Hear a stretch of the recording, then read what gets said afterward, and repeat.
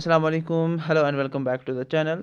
Dear students, कैसे आप सब? आई होप कि आप सब अच्छे से होंगे एंड आई होप कि आप लोगों का आज का जो पेपर है बहुत अच्छा गया होगा। ये आज का इंग्लिश पेपर है एंड आई होप कि आप लोगों ने अच्छे मार्क्स अटेम्प्ट किए होंगे, ठीक है ना। देखो, अगर हम आज के पेपर की बात करेंगे ना, ये पेपर मॉडरेट से भी ज़्यादा आया था, ठीक है ना। जैसे हमने एक्सपेक्ट किया था, क्वेश्चंस उससे थोड़े हट के आए थे। अगर हम लिटरेचर की बात करेंगे तो ओवरऑल मॉडरेट से ऊपर ही पेपर था। इस वीडियो में हम बात करेंगे हमारे पास जो जितने भी सारे क्वेश्चंस हैं ना, देखेंगे किसका क्या आंसर है, हर एक चीज़ को अच्छे से देखेंगे, ठीक है। इससे पहले अगर आप चैनल पर नए हो, चैनल को सब्सक्राइब कर देना, क्योंकि यहाँ पर आपको चाहे वो आर्ट्स हो, मेडिकल हो, प्रीवियस ईयर पेपर्स आपको मिलेंगे, गेस्ट पेपर्स मिलेंगे, हर एक जो आपके एग्जामिनेशन पॉइंट ऑफ व्यू के लिए बहुत ही ज़्यादा ज़रूरी होगा, ठीक है ना। चलो, सबसे पहले हम देखेंगे हमारे पास ये आज का इंग्लिश पेपर है। जैसे कि आपको पता है, पहला हमारे पास क्या होता है, सेक्शन ए, ठीक है ना। सेक्शन ए हमारे पास रीडिंग कॉम्प्रहेंशन का होता है। आपको इससे पहले मैं आपको ये बताऊंगा कि आपको 68 मार्क्स अटेम्प्ट करने थे, ठीक है ना, और आपके पास 3 आवर्स थे रीडिंग कॉम्प्रहेंशन के। We have the 15 marks. सबसे पहले हमारे पास read the following extract from the poem and answer the questions that follow. अब हमारे पास ये वाली पोइम थी, the merry children spilling out of their homes but after the airport's security check standing a few yards away I looked again at her wan pale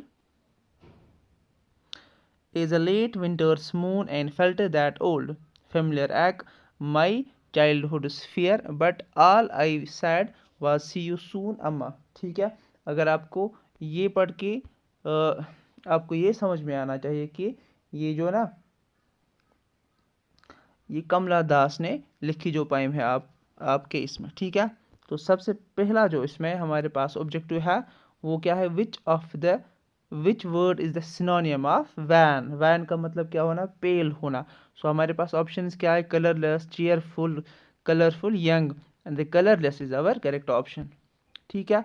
now why does the poet display a fake smile. Poet क्यों display करता है fake smile, क्यों? To make herself happy, to make herself her mother happy, to make others happy, to hide her pain. So D part will be our correct option.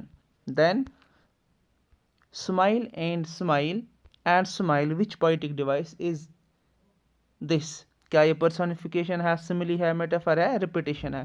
So this is our correct option. Now we have who is the poet of the poem? Question number 4 इसमें क्या P शैली है, W.B. Yeats है, कमला दास है, red huge है, ठीक है ना। So this Kamala Das is our correct option. What was the poet's children's fear, क्या था? The mother's ageing and mortality, ठीक है। The mother's ageing and mortality. ये हो गया हमारा पहला क्वेश्चन कंप्लीट। नाउ हमारे पास दूसरा क्वेश्चन है, उसके भी 5 मार्क्स थे, इसके भी 5 मार्क्स हो गए। Read the following passage and answer the questions that follow. हमारे पास ये वाली पैसेज है, the great advantage of the early rising is the good start it gives us in our days work, ठीक है। तो ये वाली हमारी पैसेज थी। तो हमें क्या करना था, हमारे पास क्वेश्चन था what is the spiritual benefit of the early rising. अगर हम यहाँ पर देखेंगे अर्ली राइजिंग से क्या होता है, ठीक है वो हमें आंसर लिखना था। चलो देखते हैं।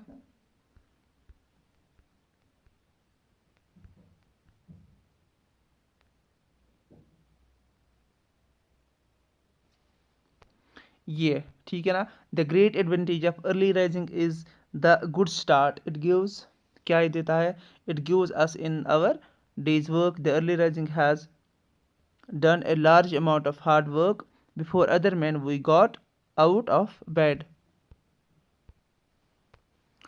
यहाँ से आप एक्सट्रैक्ट कर सकते थे, ठीक है ना, कहाँ से, और ये in the early morning of the in the early morning the mind is fresh and there are few sounds or other distractions so that work done at the time is generally well done, ठीक है। अब आ जाओ, हमारे पास जो दूसरा question है इसमें वो है another word for destruction is, destruction का सिनोनियम या दूसरा वर्ड क्या हो सकता है, ठीक है। सो हमारे पास ऑप्शन है disturbance, fun, noise and amusement, and disturbance is our correct option. Sleep of several hours before midnight is the most, इसका क्या आंसर रह सकता है, मोस्ट रिफ्रेशिंग, ठीक है ना, ये हमारे इसमें refreshing,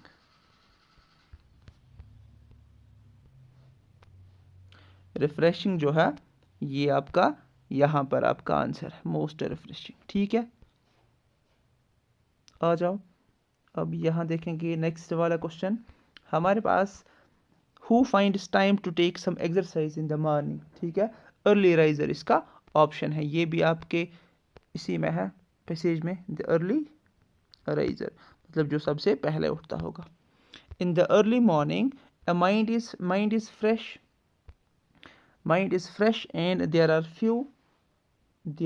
few sounds, mind is lazy, there are few sounds, mind is fresh and there is now noise। तो आपका क्या ऑप्शन था इसमें, हमारे पास ये वाला ऑप्शन था mind is fresh and there are few sounds, कुछ साउंड्स तो होते हैं ना।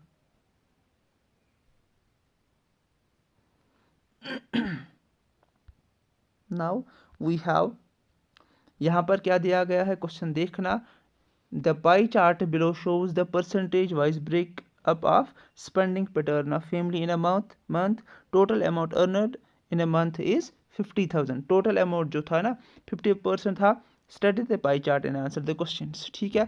टोटल अमाउंट 50,000 था और इसमें से 25,000 क्या था ग्रोसरीज में इसने स्पेंड किए थे, 25 सेविंग था, 16% हेल्थ में, 7% इलेक्ट्रिसिटी एंड 7% बिल जो आया था वो टेलीफोन्स वगैरह में, एंड 20% हाउस रेंट। हमारा पहला क्वेश्चन क्या था, the maximum expenditure is on, सबसे ज़्यादा एक्सपेंडिचर किस पर था, यहाँ पर अगर आप देखोगे सबसे ज़्यादा एक्सपेंडिचर ग्रोसरीज पर था, ठीक है। सो ग्रोसरीज इसका आंसर है। How much is the saving, saving कितनी थी 25%, वो 12,500 होता, 25%। The total rent house is, total rent कितना था, सबको ऐड करना था, तो हमारे पास क्या हमारे पास क्या ऑप्शन आता है करेक्ट ऑप्शन, 10,000।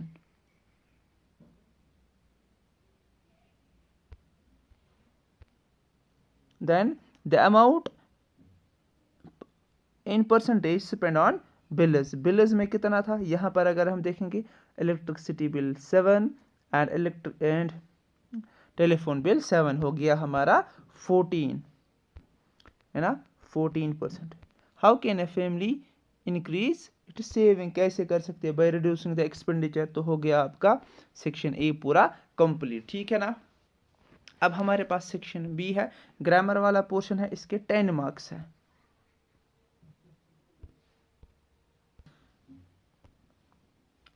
पहला क्वेश्चन क्या है, appropriate articles, the old women was sitting on a bench near my house, comma the women looked unhappy, ठीक है। Then rewrite the passage in indirect form, ये डायरेक्ट फॉर्म में हमें इनडायरेक्ट फॉर्म में लिखनी है। The traveller said can you tell me the way to the nearest in, yes said the peasant, ठीक है ना। तो आपको क्या लिखना था, the traveller asked the peasant if he could tell him the way to the nearest inn, the traveller ऐसे लिखेंगे, the traveller asked the peasant, if आएगा he could tell him the way to the nearest inn, and the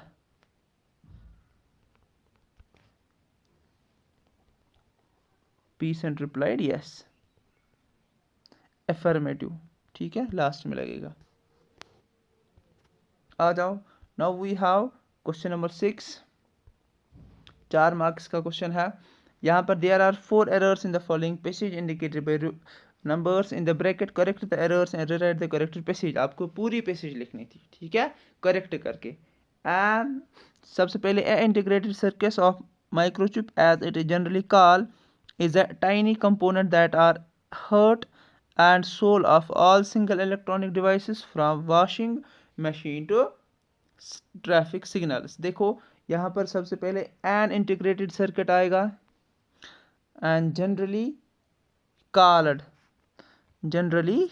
called के वाले called as in a is a tiny component that that is heart and soul of all single electronic devices, soul of all electronic devices, ठीक है। तो ये हो गया आपका complete ये वाला। या आप यहाँ पर ये भी लिख सकते हो all every single electronic device, every, all के बदले आप एवरी भी लिख सकते थे, फिर यहाँ पर डिवाइसेस नहीं लिखना था, ठीक है ना। अब हमारे पास सेक्शन सी है। सेक्शन सी 25 मार्क्स वाला सेक्शन है, ठीक है। सबसे पहले आपको क्या करना था, complete the dialogue between Ravi and Anil. Ravi, I am going to Singapore next week. Anil, really? How? No, I have applied for it, visa is not a problem. यहाँ पर वीज़ा के बारे में बात हो रही है, यहाँ पर आपको लिखना था have you applied for the visa, ठीक है। Why? Why is not visa? Why are you going to the, ये कहाँ जा रहा है, why are you going to the Singapore. यहाँ पर आप लिख सकते हो why are you going to Singapore, ठीक है। फिर I am going to visit my cousin who lives there. फिर आपको ये पढ़ना था sightseeing, of course Singapore is a tourist delight दे से। यहाँ पर आप ये लिख सकते थे do you know about the Singapore, Singapore is a beautiful place, ठीक है। तो ऐसे आप ये इंक्रीज कर सकते थे। देन क्वेश्चन नंबर 8, ये आपकी नोट्स थी, आपके इसमें 3 मार्क्स थे। यहाँ पर आपको दिया गया था जो भी इसमें आपको ऐड करना था, तो आपको वैसे ये करनी थी। नाउ हमारे पास मैसेज थी क्वेश्चन नंबर 9, 2 मार्क्स की थी, और आपको किसके बारे में मैसेज लिखनी थी, read the following telephonic conversation between Sneha and Ronit. As Ronit's sister is not at home, he himself has to leave for a game of tennis. He writes a message to his sister. Write the message for the Ronit to his sister. Pooja is not more than 50 words. Put the message in the box. ठीक है, यहाँ पर आपको ये दिया गया था, यहाँ पर आपने कंटेंट निकालना था और मैसेज, सॉरी ये मैसेज आपको लिखनी थी in a box. Then question number 10, attempt any one of the following. Write a letter from Mr. B.K. Sharma and Sons, Jammu to Mrs. Arihant, Mr. Arihant Prakash, ठीक है। New Delhi requesting to supply the books, books के लिए आपको ये letter लिखनी थी। Write a letter to your father explaining him to reason of your not scoring good marks. या तो आपको ये अपने फादर के को लेटर लिखनी थी कि हमें अच्छे मार्क्स क्यों नहीं आते। देन आर्टिकल था आपका क्वेश्चन नंबर 11, क्वेश्चन नंबर इसी का।